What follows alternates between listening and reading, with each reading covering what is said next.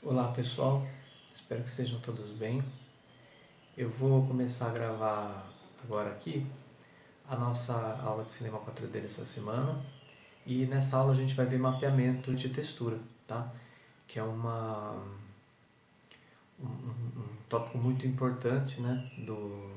do render, fundamental, né? Porque muitas vezes o material não é suficiente, né? Você aplicar um material que pareça metal ou que pareça vidro, às vezes você precisa que a superfície tenha uma textura mesmo, como uma madeira ou mesmo uma estampa, né? Um personagem, você quer colocar um detalhe, uma nave, alguma coisa assim. Então, basicamente, texturizar é você usar imagens, né, para poder aplicar sobre a superfície do objeto. Né? Só que para o software entender bem como que essas imagens estão sendo aplicadas, você precisa mapear, você precisa dizer para ele como que você quer que a estampa fique no objeto. Né? Então, vamos começar aqui no Cinema 4D. Primeiro eu quero mostrar o mapeamento mais básico, tá? E depois a gente vai mapear de fato. O que eu chamo de mapeamento mais básico? Vamos supor que eu tenho um cubo, né? E eu vou criar um material e vou aplicar nesse cubo. Sempre que a gente vai fazer mapeamento, a gente vai trabalhar com material, tá? Porque o mapeamento é uma textura aplicada no material. Então eu preciso ter um material aplicado no objeto. E aí, esse material, ele no canal de cor dele, eu tenho a opção aqui de textura, né? Aqui no canal de cor. Então eu vou vir aqui em textura e vou criar, por exemplo, uma textura pronta aqui em superfícies, o clássico, né? Vou criar o checkerboard para a gente ver. Quando eu clico aqui no checkerboard, na imagem aqui ou aqui, ó, eu tenho as opções de mudar a configuração dele, né? Então, só que a frequência aqui está muito alta, está 10 por 10, né? Então eu vou diminuir essa frequência, eu vou colocar 1 por 1, que aí fica mais fácil a gente entender. Dá pra gente ver aqui que a textura ela é composta, na verdade, por 4 quadradinhos. Esses 4 quadradinhos estão se repetindo para cada face do cubo. Né? Todas elas têm 4 quadradinhos. Por quê? Quando eu clico aqui de novo no material, ou melhor, quando eu clico aqui na tag do material, eu tenho aqui as opções de projeção. E ele está usando essa projeção, o VW Mapping, né? Mapeamento de UVW. Não sei se vocês lembram da aula teórica, mas o VW são as coordenadas que correspondem a XYZ. É o modo como ele faz a transferência de um valor tridimensional, que é XYZ, para um valor bidimensional. Tá? Então, na verdade, o objeto é tridimensional, mas a textura é bidimensional. Então, esse aqui, por padrão, ele trabalha com essa projeção em UVW. Né? E aí eu mudo aqui, por exemplo, para flat. E quando eu mudo para flat, o que acontece? Ele está pegando essa textura da frente e está esticando ela para trás. Tá? Nas laterais, na verdade, está invertendo. Né? Aqui, ó, o branco que está aqui é o mesmo branco que está aqui. O preto que está aqui é o mesmo preto que está aqui. E mesma coisa aqui, ó. O preto que está aqui é o mesmo preto que está aqui. Então, é uma textura, ela está aplicada de uma forma chapada. Se eu coloco esférico, por exemplo, por quê? Vamos entender melhor. A hora que eu crio uma esfera, vamos criar uma esfera aqui, e aplico esse material, olha o que o esférico faz. Reparem como ela está análoga aqui, né? O preto está aqui, o preto está aqui. O branco está aqui, ó. O branco está aqui. Ele está mapeando como se fosse uma esfera o cubo. Se eu mudo aqui para frontal, aí ele aplica de acordo com como a câmera está enxergando. Ó. Na verdade, ela não muda, né? Nem quando eu giro a câmera. Ela está sempre frontal. Essa aqui não está frontal. Se eu mudar essa aqui para frontal também, ó. Olha lá. Então, basicamente, quando eu vou fazer um mapeamento simples, numa forma simples, eu posso vir aqui no cubo, né? e simplesmente mudar aqui em projeção, na tag mesmo. Põe o cubic e ele vai projetar, entendendo que isso aqui é um cubo, né? Vai projetar cubicamente. Pego a esfera, vou na tag dela e mudo a projeção para esférica. Para ver a projeção, gente, eu simplesmente cliquei aqui, ó, em textura, tá? Se eu tiver clicado no modo objeto, eu não vejo, mas se eu tiver clicado em textura, eu vejo. Então, isso aqui funciona bem para forma simples, né? Mas vamos supor que não fosse uma forma geométrica, não fosse um cubo, não fosse uma esfera, mas fosse, por exemplo, um personagem, né? Que é aquela forma geométrica padronizada, né? Então você também tem que padronizar a textura. E é aí que vai entrar o que eu vou mostrar agora, que é o mapeamento de textura.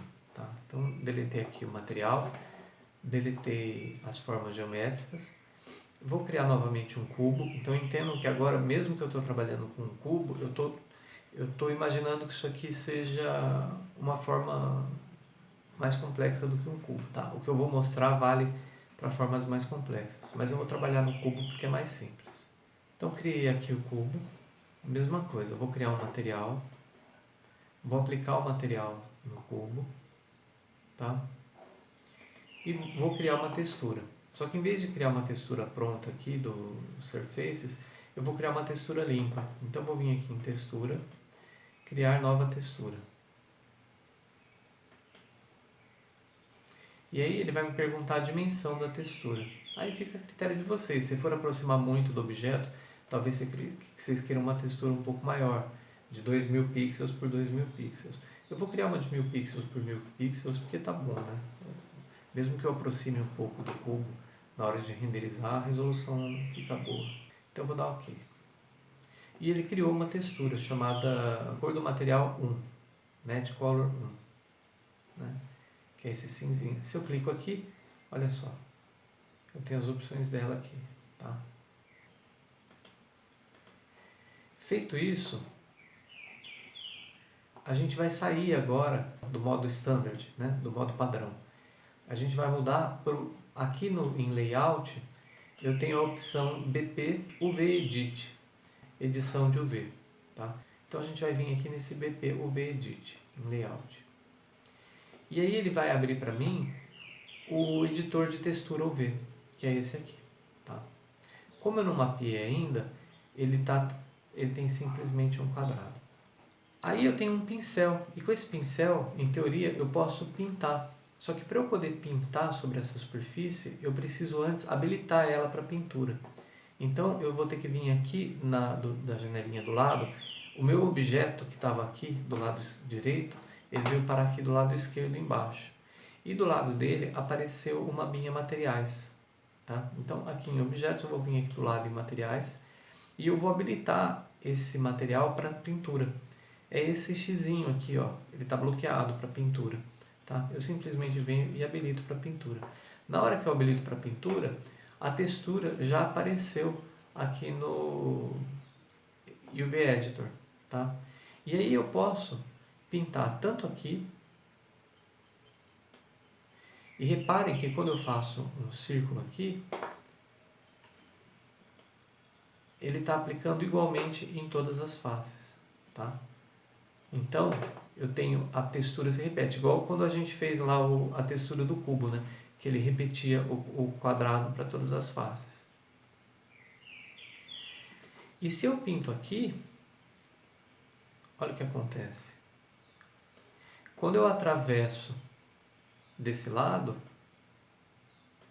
ele passou a pintar desse lado. Só que esse lado também está aqui, né? Então, na verdade, ele fez esse risco que saiu daqui, chegou aqui de novo. Ó. Como se fosse um mapa de Pac-Man, né? Quando você sai de um lado, você chega do outro, tá? E isso está se repetindo em todas as fases. Vou desfazer tudo. Então, antes de sair pintando, eu vou mapear ele aqui e aí eu vou pintar qual lado é qual lado. Eu quero eles separados. Eu não quero que todos os lados estejam com a mesma textura. Para cada lado, eu quero dar uma textura diferente, tá? Então, reparem aqui em cima tem um menuzinho dos UVs, ó. Aqui aqueles dois, né, que tinha no menu anterior, que ficava aqui em cima, Model e Textura. E aqui faces, né?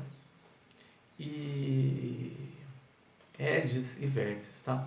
O problema é que quando eu dou faces, esse objeto ele não foi convertido ainda para polígono.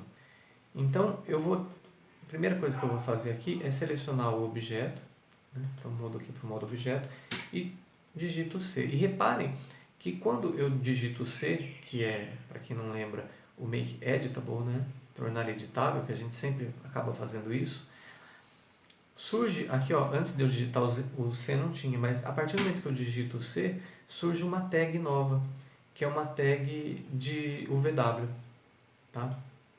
Ó, surgiu uma tag de UVW, tá? Essa tag vai ser importante. Então agora eu posso habilitar as faces individualmente, né?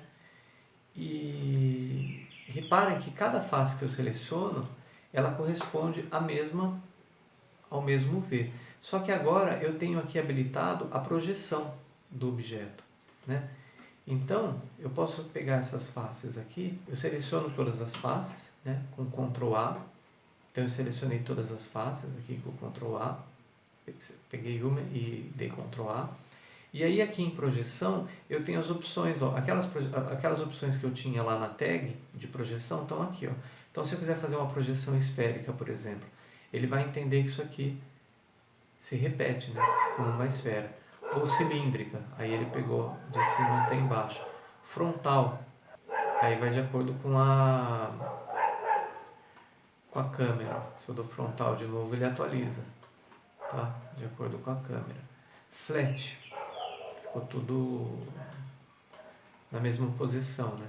E aí é confuso aqui porque tem Cubic, Cubic 2 e Box. E a gente vai ver que o que a gente está procurando são esses dois aqui, ó. Não é o Cubic. Eu não sei por que tem esse Cubic e Cubic 2. E também não sei por que tem o Cubic 2 e o Box. No arquivo de ajuda do Cinema 4D, ele explica um pouco qual que é a diferença do Cubic 2 e para o Box, tá? Para o Cubic. Mas para a gente, a fins desse estudo, o Cubic 2 e o Box servem para a mesma coisa. O que eles fazem? Eles abrem a textura como se fosse um dado. Sabe aqueles dados que vêm em caixa de sucrilhos para você recortar e montar? Que você dobra isso aqui, ó. Isso aqui você dobra para cima, isso aqui para cima, isso aqui para cima, isso aqui também. E aí depois isso aqui você fecha do outro lado e você tem um cubo, né? Então é a mesma ideia aqui, ó. Uma cruz que na verdade corresponde a um cubo desmontado, né? E olha só que coisa. Agora quando eu pego o pincel e pinto aqui, ó. Ou melhor, vou começar por aqui. E pinto aqui. Eu estou pintando só. Eu estou pintando só de um lado, né? Então aqui, por exemplo, esse aqui é o lado 1. Esse aqui vai ser o lado 2. Esse aqui vai ser o lado 3.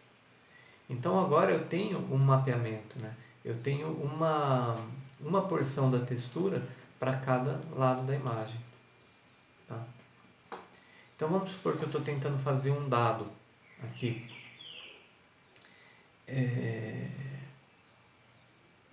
Eu posso fazer as marcações aqui nesse arquivo de textura e aí eu levo isso pro Photoshop ou pro Illustrator e aí eu faço direitinho, faço bonitinho, que é o que a gente vai fazer agora. Como que o dado ele é? Ele tem as faces opostas dele, tem que somar sempre 7, né? Então se essa aqui tem 1, se essa aqui vale 1, essa aqui tem que valer 6. Essa aqui vai ser a 6, tá? Se essa aqui vale 3, essa aqui tem que valer 4, né? 4 mais 3, 7. E se essa aqui vale 2, a daqui de baixo vai valer 5. Então aqui eu tenho a marcação do dado, tá? Reparem que esse arquivo de UV, ele tem algumas camadas, olha só. E eu ainda posso, para ficar ainda melhor, eu pintei direto numa camada só. Então tinha a camada cinza, que era aquela cor escura que a gente selecionou lá atrás, na hora que a gente criou a textura, e eu pintei com esse pincel branco aqui, né? Que eu também posso mudar a cor desse pincel, tá, gente? Vocês podem vir aqui em cor e mudar, né, como eu mostrei ali, pode mudar as propriedades do pincel. Mas pra gente tá bom assim, branco e cinza. E eu posso também acrescentar uma camada aqui com o desenho do mapeamento, tá? Então aqui em camadas, eu clico nesse botão aqui, ó. Esse botão, se eu deixar o mouse em cima, vocês vão ver que ele é Create UV Mesh Layer. Ele cria uma camada com a mesh do UV. Então mesmo que agora eu não esteja com ela selecionada aqui, se eu perder essa seleção da UV Mesh, vamos supor que eu volto aqui para o modo objeto, tá? Ela está aparecendo aqui ainda. Mas se ele não estiver mostrando ela aqui, aí, ó, se eu desabilito aqui Show UV Mesh, né? Agora eu tenho uma camada dela aqui na textura, tá? Então isso aqui é importante, clicar nesse botão para você levar ela para o Photoshop, para você ter uma referência melhor do que você, de onde que você está mapeando, tá? Principalmente se não for um cubo, né?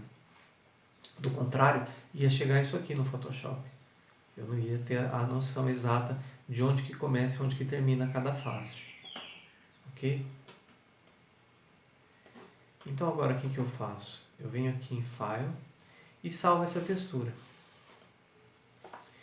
Pode ser como TIFF ou pode ser como PSD. Vou salvar como PSD porque eu tenho camadas aqui, né? Vou salvar aqui como... deixar esse nome mesmo. Então abri aqui no Photoshop. Então vou abrir também aqui a textura da madeira. Jogar ela aqui, né? Nossa, achei que fosse maior.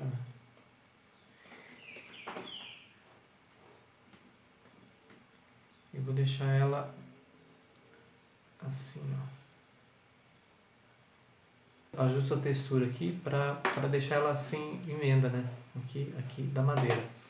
E quanto às bolinhas, se eu quiser fazer bem feito mesmo, o ideal seria eu fazer isso no Illustrator, né? Que eu tenho como alinhar. Então eu vou fazer um negócio aqui, quer ver? Ó? Eu vou antes no Illustrator. Sempre bom usar mais de um software, né? E aí aqui é como se fosse cada face do dado, né? Então do mesmo jeito que eu tenho a bolinha aqui, que é o 1, eu posso centralizar ela aqui, né? Alinhar a prancheta. Vou deixar ela preta. E aí eu vou fazer assim. Eu vou duplicar aqui. E o legal aqui do Illustrator é que tem a opção de distribuir vertical, né? Só que não alinhado a prancheta. Eu vou fazer isso aqui alinhado à seleção, ó, e distribuo vertical, tá? Vou agrupar elas. Agora eu vou só alinhar de novo ao centro. Aí, aqui. E aí eu faço mais um aqui. Um aqui. E também pego esses três e distribuo horizontal. Então com isso aqui eu tenho todos os números. Eu posso fazer o 5, né? 1, 2, 3, 4, 5. Eu posso fazer o 4, 1, 2, 3, 4. Eu posso fazer 3 e 3. Posso fazer o 1. Com essa grid aqui eu consigo fazer todos os números. Então eu vou salvar isso aqui e vou levar para o Photoshop. Uma para cada lado do dado, né? Aí eu converto elas para rasterizo, né? Porque eu não vou poder, senão eu não vou poder apagar. Elas estão como... Quando tem esse quadradinho aqui, ó, esse íconezinho, significa que ele é um Smart Object. Então se eu dou 2 cliques aqui, ele abre o arquivo do Illustrator de novo, tá? Então eu sei que esse aqui é o 2, agora eu posso vir com a borracha mesmo e apagar o resto aqui, né? Tá? Então agora eu não preciso mais do meu background, eu tenho aqui, ó, os números dos dados. Diminui um pouco a escala de tudo, tá, gente? Para não ficar muito na borda aqui do dado, né? E agora sim, eu vou dar um Ctrl E aqui para mesclar tudo. Vou chamar de pontos, né? E aí eu vou mesclar um pouco, né? Colocar uma cor mais escura aqui, tirar um pouco de opacidade. Só que o grande barato não é isso que eu estou fazendo. Isso aqui é só para parecer que é uma tinta mesmo. Mas isso aqui depois a gente pode exportar também como um mapa de bump e de displacement, tá? Vocês vão ver que legal que vai ficar. Posso vir aqui também em opções de mesclagem e colocar um chanfrozinho, né?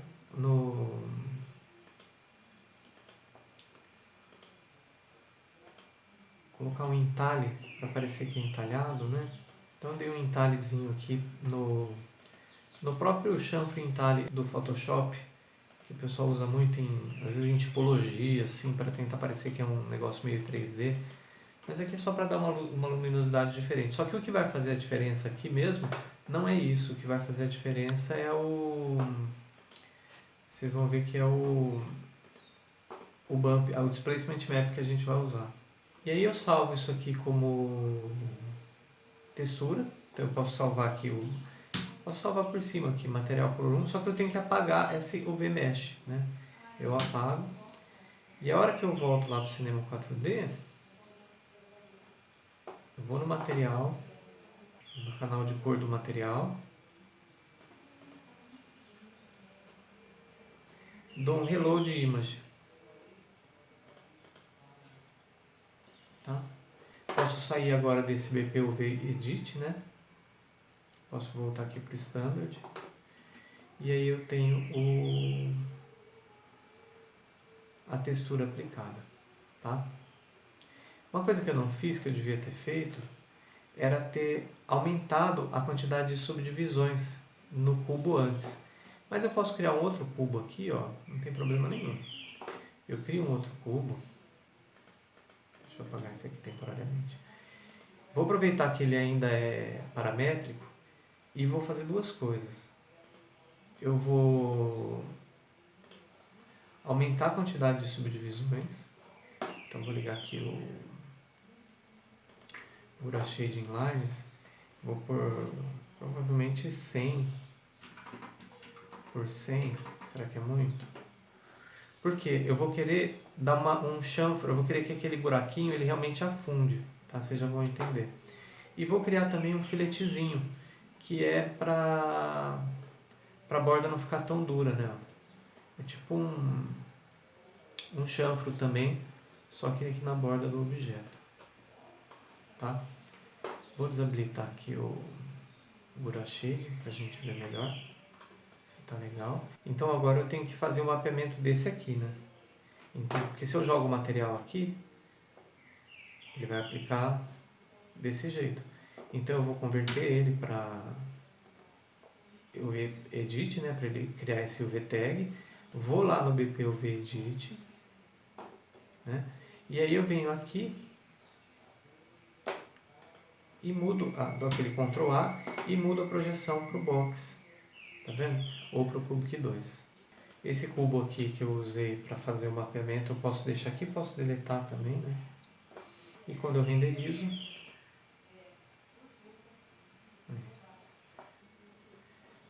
eu acho que só que o chanfro não está aparecendo. Para o chanfro aparecer, eu acho que eu preciso vir aqui no Photoshop. Então eu já vou duplicar esse pontos. Aqui eu vou colocar mapa de bump map. Esse aqui eu vou tirar o chanfro entalhe. Vou voltar ele para normal. E aí esse aqui eu quero que ele seja preto mesmo. Bem preto. Só que eu quero que ele tenha um desfoque. Então vou vir em filtro, desfoque. Desfoque gaussiano. Vocês vão entender por que eu quero esse desfoque. Porque eu quero que ele vá gradativamente do branco para o preto, para fazer o mapa de volume. E aí aqui embaixo eu jogo um sólido branco, Shift F5 para preencher a cor do primeiro plano. E é isso aqui, eu vou salvar como um... Agora vou salvar isso aqui como um JPEG, tá? E vou salvar como Match Color 1. Eu vou chamar como Bump Dado.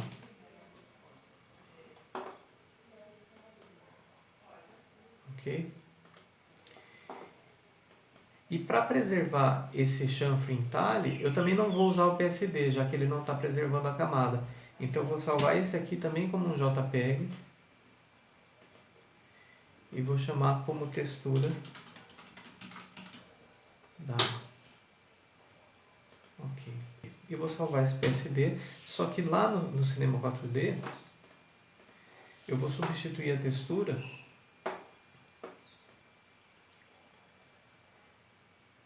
pela textura dado.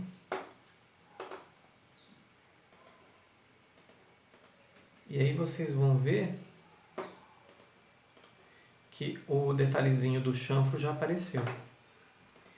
E aí eu posso vir aqui no objeto e, em vez de acrescentar como bump, eu vou acrescentar como displacement, tá? Então vou lá em displacement e aplico a textura. Então vou importar aqui a textura bump, né? E vou mandar ele dar um subpolygon displacement também, né? E aí vamos renderizar e ver o que acontece. Só que ele fez o displacement, só que está muito carregado, né? Então eu preciso baixar isso aqui de 10 para 1 de altura. Eu achei legal que tivesse um pouco mais. Vamos aumentar de novo. Aumentar para 2,5 o displacement. E aí eu consigo dar esses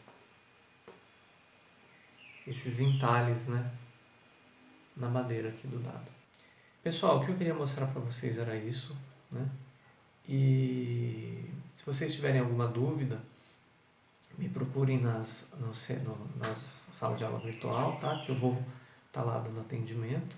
Espero que todos tenham uma boa semana. Então nos vemos nas aulas remotas. Obrigado.